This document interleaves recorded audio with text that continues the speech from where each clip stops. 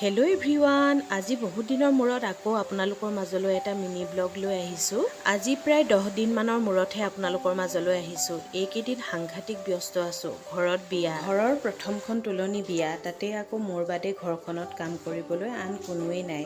সেয়েহে এইকেইদিন বৰ কষ্ট হৈছে। তথাপিতো তাৰ মাজতে অকণমান সময় উলিয়াই আপোনালোকৰ মাজলৈ আহিবলৈ মন গ'ল। আৰু এটা কথা এতিয়াহে বুজিছোঁ, ঘৰখনত কিবা এটা পাতিলে ফটো উঠাম, ভিডিঅ' তুলিম বুলি ভবাটো একেবাৰে মিছা।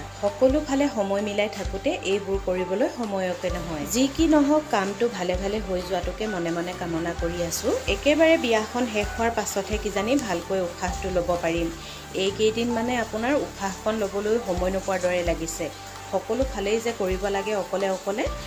বাৰু যি কি নহওক, আপোনালোকে আমাৰ গুণগুণক আশীৰ্বাদ কৰিব, তাই যাতে ভৱিষ্যতটো সুন্দৰ হয়। জনাই নজনাই নীতি নিয়মবোৰ কৰিবলৈ চেষ্টা কৰিছোঁ আৰু আজিলৈ মোৰ মিনি ব্লগটো সামৰিছোঁ।